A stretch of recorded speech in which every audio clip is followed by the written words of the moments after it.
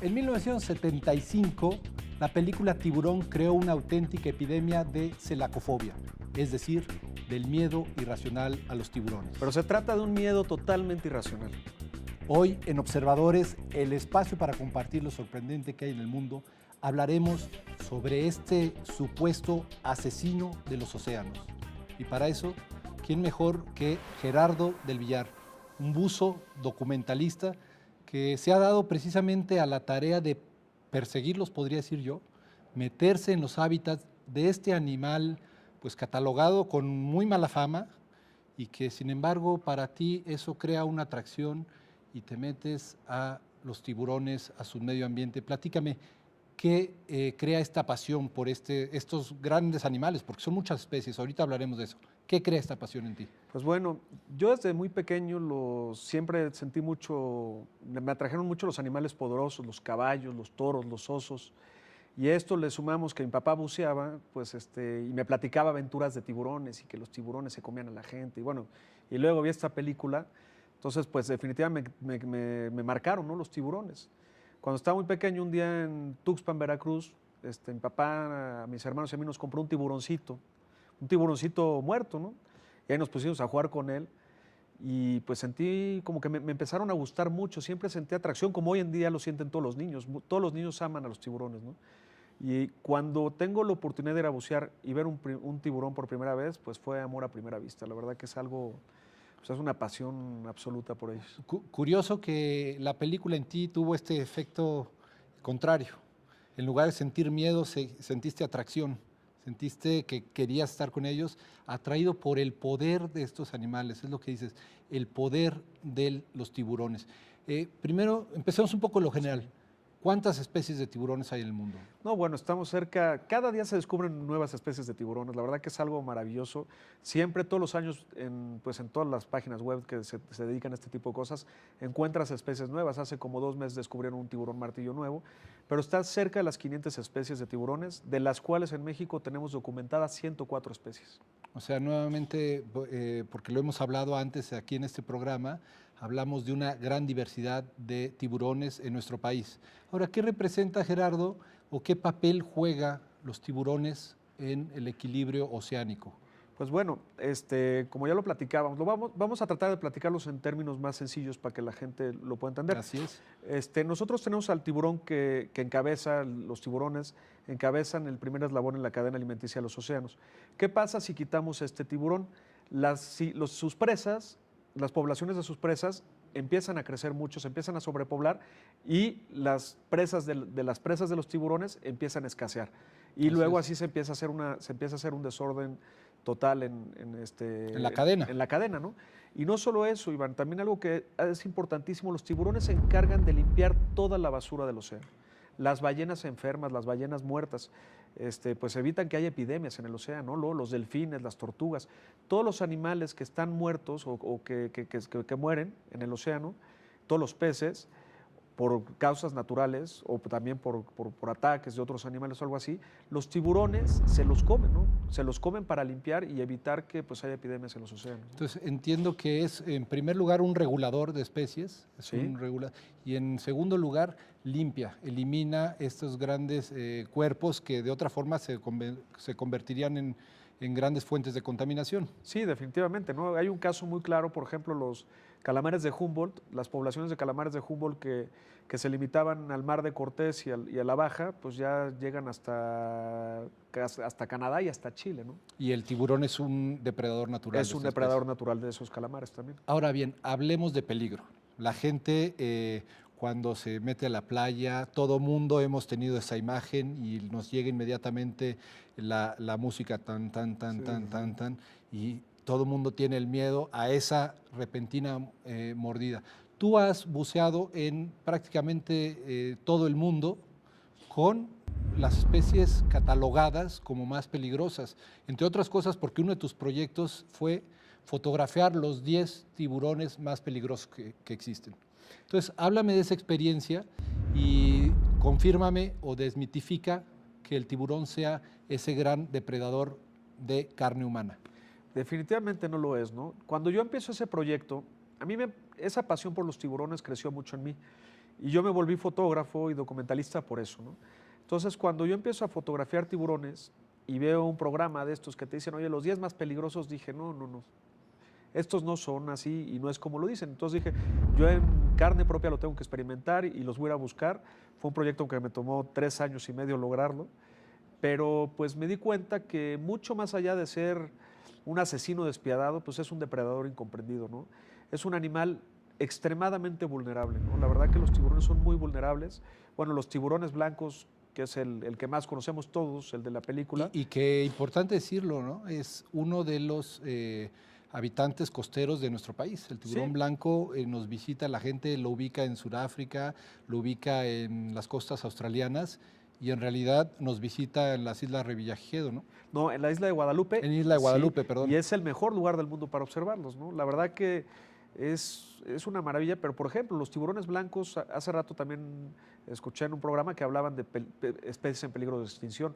Se cree que las poblaciones de tiburones blancos a nivel mundial no es mayor a 3.000, 3.500 tiburones, ¿no?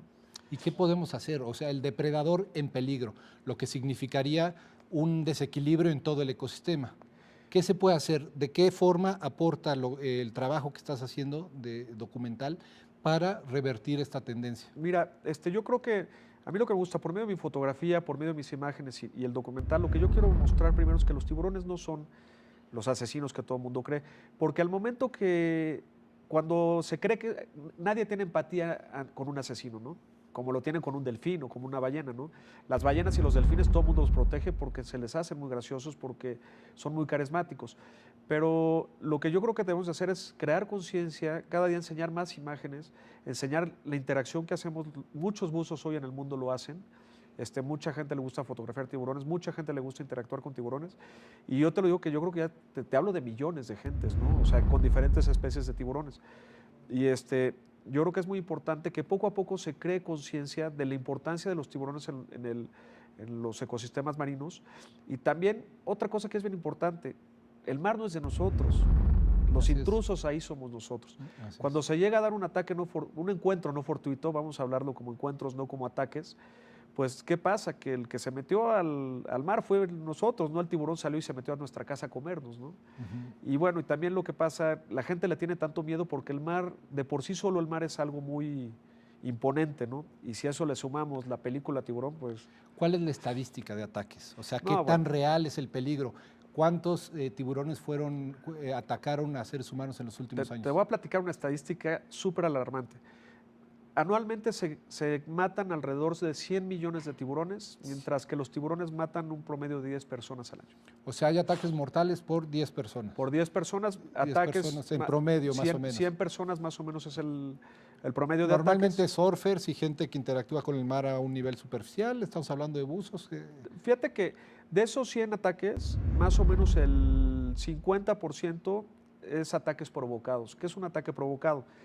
Nosotros los fotógrafos, para luego lograr tomas únicas, pues ahí estamos alimentando a los tiburones. Okay. Y nos metemos en medio de donde los tiburones están alimentando, lo cual puede crear un ataque. Estamos hablando de un riesgo profesional que se crea el peligro, principalmente porque hay una intervención por parte de los fotógrafos. Sí, exactamente. O sea, lo que confirma una vocación pacifista de estos animales.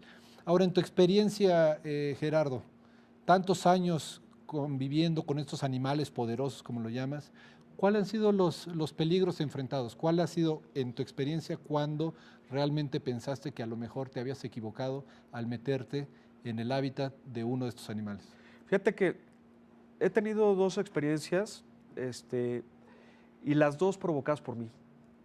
Fíjate que es curioso, ¿no? Bueno, en realidad son 3. Una es con un tiburón blanco. Yo no lo supe leer. Estaba nadando junto a él, el tiburón me sintió competencia, bajó las aletas, se me puso muy agresivo, no lo supe leer y quise volverme a acercar a él, pero gracias a Dios llevaba un buzo de seguridad que sabe mucho de esto y me dijo, oye, vámonos para afuera, ¿no? Se dio cuenta. Así es. Porque te ciegas a veces, ¿no? Sobre todo los fotógrafos somos medio... Se apasionan de lo que están viendo en la imagen. Exactamente, entonces, y luego con un tiburón ballena. ¿Quién iba a pensar un tiburón ballena? Que se le considera, además de que es el pez más grande del mundo, Sí. o sea, la especie de pez más grande que existe, Pues lo vemos, es un animal que denota tranquilidad Claro, y paz. pero fíjate que este tiburón ballena lo estamos grabando para el documental y estamos buceando con equipo autónomo, con equipo de buzo, y cuando pasó por arriba de nosotros, nuestras burbujas le entraron las agallas, en las branquias al tiburón ballena, se sintió muy molesto y pues el tiburón ballena nos soltó un coletazo que nos pasó como 1 metro de la cabeza a Becky, mi camarógrafa, y a mí. Y yo la verdad nada más sentí como que el tiburón ballena hizo así. Y en la noche que vimos el video, pues casi nos dimos gracias al Señor que seguimos ahí. Pero vuelvo a lo mismo, o sea, no fue porque el tiburón ballena nos haya querido hacer algo. El tiburón ballena se sintió molesto porque unas burbujas, porque lo estábamos molestando. Y hora que estaba fotografiando tiburones tigre en Fiji, cuando terminé el proyecto, había un tiburón tigre. Y cada vez que el tiburón tigre entraba a comer, yo me atravesaba en su camino para tomarle la fotografía. Y lo hice 4 veces y la 5ª vez el tiburón vino. Ya territorialmente a proteger.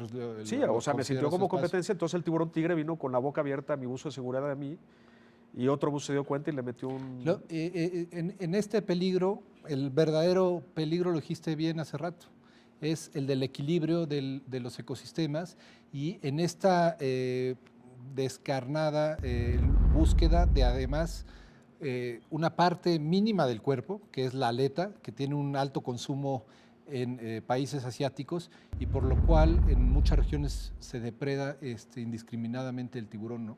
Es una tristeza, está considerado que el 70% de los 100 millones de tiburones que se matan por sus aletas, ¿no? Y pues es un mercado... Pues, ¿Qué implica esto? ¿Qué se puede hacer? ¿Hay legislación? ¿Hay una protección? Me parece que recientemente en México se lanzó una protección especial para evitar... En México tenemos 3 especies protegidas. Una es el tiburón blanco, que está penadísimo su pesca, pero aún así se da. Otra es el tiburón ballena y el otro es el tiburón peregrino. El tiburón peregrino es muy parecido al tiburón ballena en tamaño y en su manera de alimentarse, nada más que es más chico, mide como 12 metros y es un tiburón gris, que se le ve muy poco en México, es muy raro verlo. Hay 2 o 3 registros de tiburones muertos y un registro de tiburones vivos en México, en la zona de Ensenada. Y luego se lanzó una veda hace 2 años, que ha tenido éxito la veda, en los meses de mayo, junio y julio, en la cual no se puede pescar tiburón en toda la República Mexicana. Y fíjate que este año yo sí lo noté, ¿no? La verdad que estuve en La Paz, en el Bajo, que es un lugar ¿Notaste un incremento de la población? Sí lo increíble, con un poco efecto, y es lo que dicen los biólogos. A la naturaleza, con que la dejemos tantito, regresa inmediatamente. Es impresionante, la verdad que sí es impresionante, ¿no? Y ahora, hay áreas protegidas naturales, como las Islas Revillagigedo, las Islas Guadalupe, pues están muy lejos, y ahí sí no hay manera de controlarlo, ¿no? Entonces, exactamente. Yo creo que es muy importante que, pues como en todo, ¿no? Que haya educación y cultura para que esto se pueda contrarrestar en un futuro, ¿no? Dime brevemente, ¿cuándo veremos ese documental en la parte final ya editado y todo? ¿Cuándo tendremos acceso a él? El segundo semestre del 2014. Vamos por muy buen camino. ¿Segundo semestre de 2014? Sí, o sea, estamos hablando en 6 meses más o menos. En 6 meses, pero para despedir este programa y con esta nueva visión de esta fascinante especie, les vamos a dejar unas imágenes en exclusiva de este documental que verá la luz el año que entra y lo invito a que lo aprecie en esta nueva dimensión, como un animal importantísimo para el medio ambiente, una joya aerodinámica, una joya biológica. Aprécienlo en estas imágenes. Esto es Observadores, el espacio para compartir lo sorprendente que hay en el mundo. Gerardo. Iván, muchísimas gracias por este espacio, la verdad, y felicidades por el programa. Gracias, Steve. Mi nombre es Gerardo del Villar. En los últimos años de mi vida me he dedicado a fotografiar, documentar e interactuar con tiburones. Pudimos ver a lo lejos 2 tiburones tigres muy grandes.